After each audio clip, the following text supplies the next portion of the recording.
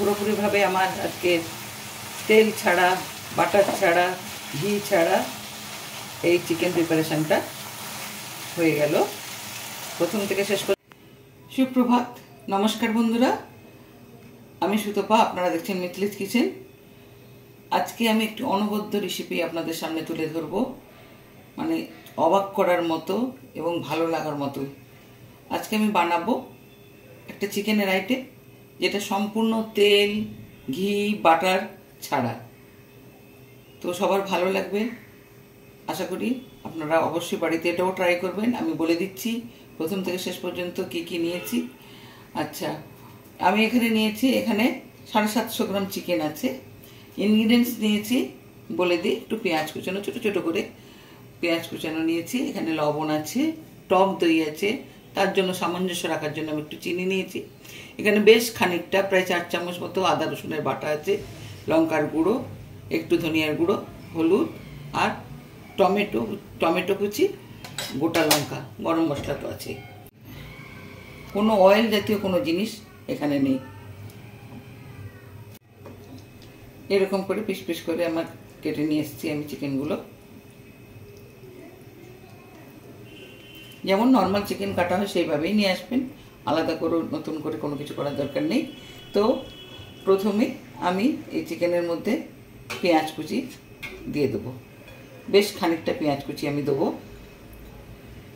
যারা কোলেস্টেরলের patient, diabetic patient বা অন্যান্য যারা মানে ফ্যাট ফ্রি যাদের খাওয়ার, তারা কিন্তু অনায়াসে এই আইটেমটা বানিয়ে খেতে পারেন। এখানে দিয়ে দিলাম আমি চিকেনের সাইডে পেঁয়াজগুলো কুচিয়ে দিয়ে দিয়েছি। আর দেবো এখানে আমি এক সাইডে টমেটোগুলো দিচ্ছি, কুচানো টমেটো।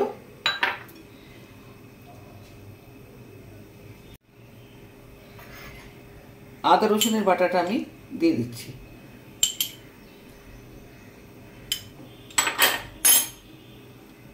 আর দিচ্ছি আমি এখানে ধনিয়ার গুঁড়ো দিয়ে দিচ্ছি, লঙ্কার গুঁড়ো, আর দিচ্ছি হলুদ।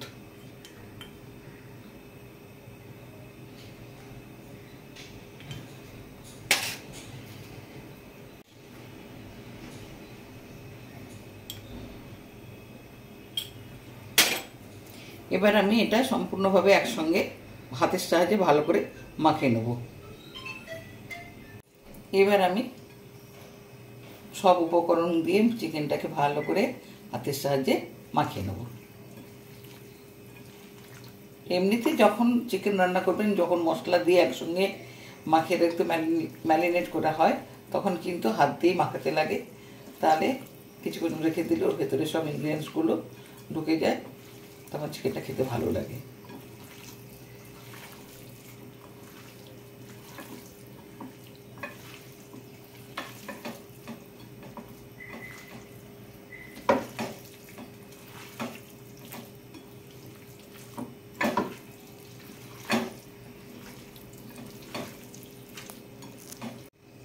এরপরে আমি এই 1 কাপ জলের অর্ধেকটা জল একটু দিয়ে দেবো এখানে।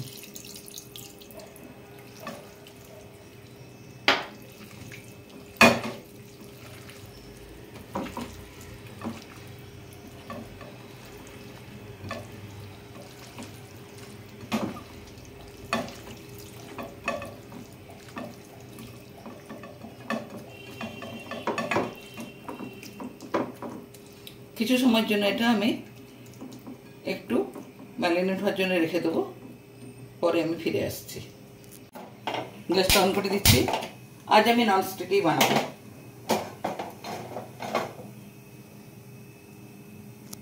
দরকার নেই, এটা আমি ডাইরেক্ট ঢেলে দিচ্ছি।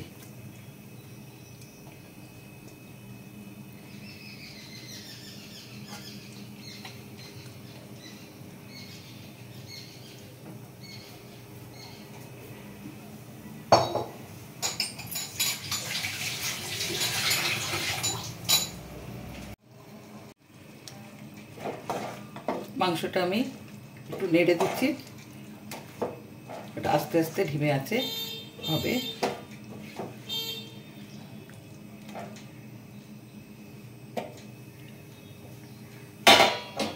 একটু ঢাকা দিই।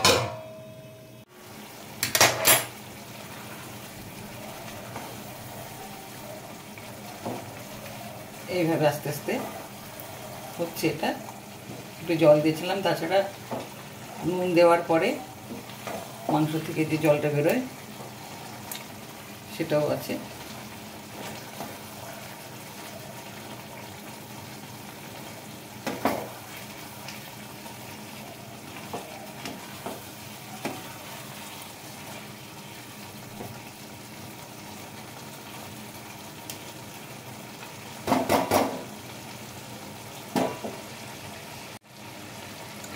মাংসটা আরেকবার নেড়ে দিই।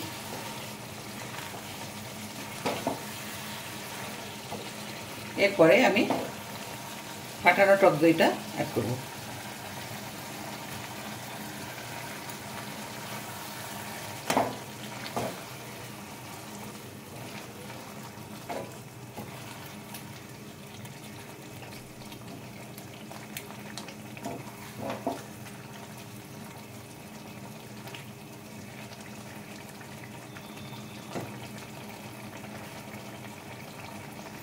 সঙ্গে দেবো একটু চিনি, কারণ আগেই বলেছি টক দইটা দিলে তার মধ্যে সামঞ্জস্য আনার জন্য অবশ্যই একটু চিনি দিতে হবে। বেশি মাংস কেন, যে কোনো সবজিতে। আমি গোটা কাঁচা লঙ্কা দিয়ে দিচ্ছি।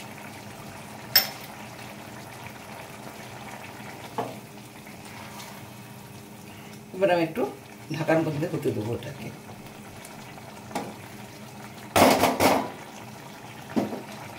ঢাকাটা খুলে দেখে নেব। মাঝখানে আমি একটা নেড়ে দিয়েছিলাম। মাংসটা আমার পুরোপুরি হয়ে গেছে। এবারে আমি একটু গরম মশলা অ্যাড করব।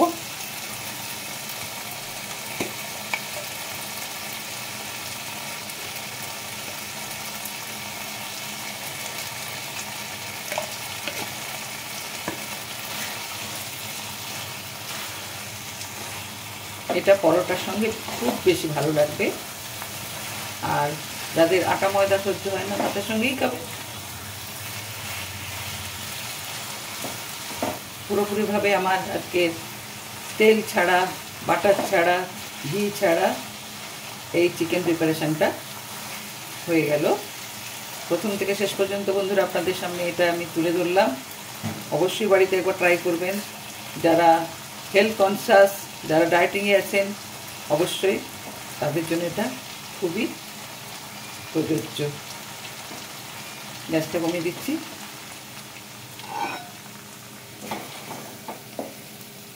একটা পাত্রতে আমি ঢেলে নিচ্ছি এটা।